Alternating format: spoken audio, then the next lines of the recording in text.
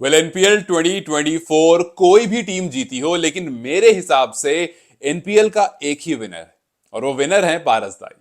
जी हाँ, एनपीएल 2024 जो हमारी एक्सपेक्टेशन थी उससे काफी बेहतर, मतलब वो कहते हैं ना, living up to the expectation. शायद ये स्टेटमेंट भी इस एनपीएल 2024 के लिए सही नहीं है, क्योंकि वो बियॉन्ड आर एक्सपेक्टेशन गया और जितना हमने सोचा था, जितनी हमने बातें की थी, वो सब कुछ हुआ और एक टूर्नामेंट में हमने सब कुछ देख लिया। Low scoring thriller, high scoring thriller और सुपर, मतलब हमने सब कुछ देख लिया। सिर्फ एक चीज की लोगों को शिकायत थी कि यार अगर फ्लड लाइट आ जाती तो मजा हो जाता, शाम में मैचेस होते तो ज्यादा मजा हो जाता। और अब पारसदाई ने उसको लेकर के बात की।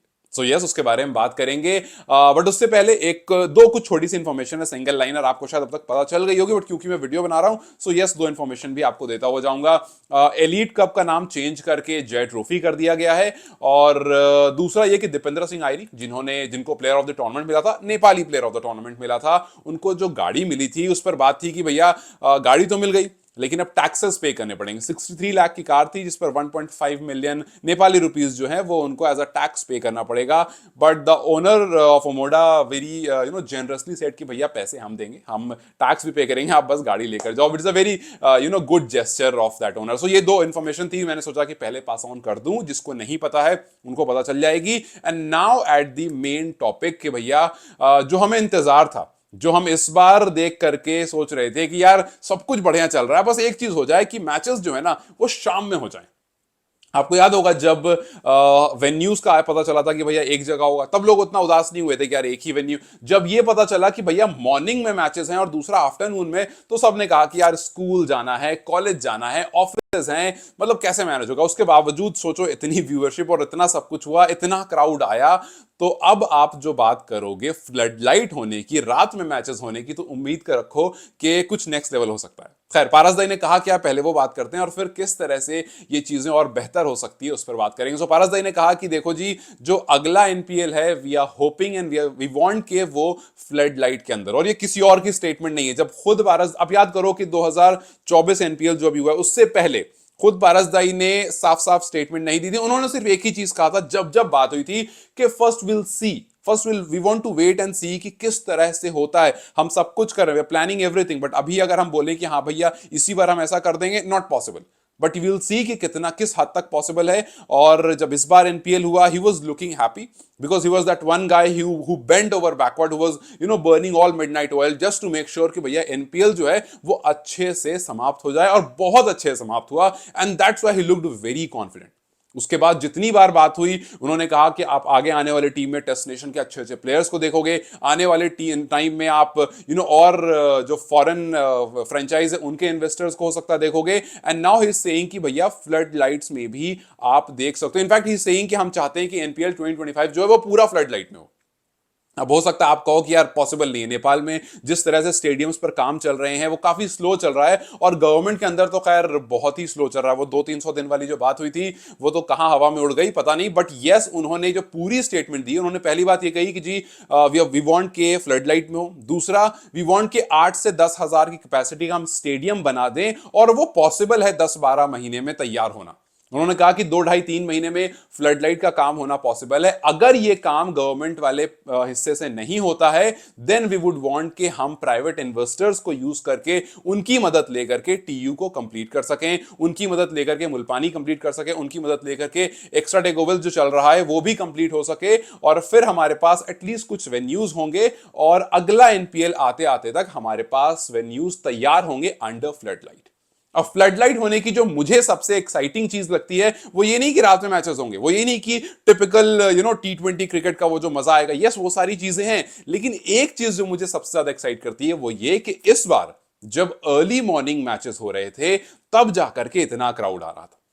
जब दिन में मैच हो रहे थे तब इतना क्राउड आ रहा था, लोगों को ऑफिस जाना था, लोगों को स्कूल जाने थे, सब कुछ लोगों ने मैनेज किया, और जितने पॉसिबल लोग पहुंच सकते थे पहुंचे। And it went out like crazy. Jimmy Neesham कह रहे हैं कि भैया मजा आ गया, दुनिया भर के लोग आए कह रहे हैं कि भैया मजा आ गया। सोचो ये तब हाल था जब हाफ ऑफ द ऑडियंस अपने काम पर थी, लोग स्कूल कॉलेज ऑफिसेज सब जगह थे। लेकिन अगर यही शाम को हो जाए, अगर यही उस टाइम पर हो जब स्कूल भी नहीं होता, जब कॉलेज भी नहीं होता, लोग अपने ऑफिस से भी आ चुके होते हैं, उस टाइम पर अगर होगा तो ये और ज्यादा क्रेजी हो जाएगा। और यही वो चीज है जो मुझे काफी एक्साइटिंग लगती है कि अगर एनपीएल 2025 फ्लड लाइट्स में हुआ, then it's gonna go crazy. So yes, private investment को लेकर के ये चीजें पॉसिबल है। वी ऑल नो कि गवर्नमेंट का क्या मतलब, नेपाल में क्या, हर जगह ये हाल है, इंडिया का भी ये हाल है। सो वी ऑल नो कि प्रोसेस जो है वो थोड़ा स्लो होता है कंपैरेटिवली, और अगर प्राइवेट इन्वेस्टर्स, टीयू वगैरह सब जगह पॉसिबल है जैसा पारस दाई कह रहे हैं, तो फिर तो मजा आ जाएगा भाई। एनपीएल 2025 में फिर क्रेजी हो जाएगा। बस मेरी एक रिक्वेस्ट है, एक वो रिक्वेस्ट ये है, अगर कहीं तक भी ये वीडियो पहुंच सकती है तो, कि यार एक दिन में एक ही मैच रखना। मतलब ये मेरा अपना ओपिनियन, आपका क्या ओपिनियन इसको लेकर जरूर कहना। मैं क्यों कह रहा हूं, मैं इसलिए बात कह रहा हूं बिकॉज इस एनपीएल में मैंने एक चीज नोटिस की कि भैया पहला मैच ना कितना भी एक्साइटिंग क्यों ना हुआ हो, दूसरे मैच की वजह से पहले मैच का जो एसेंस था ना वो मर जाता था।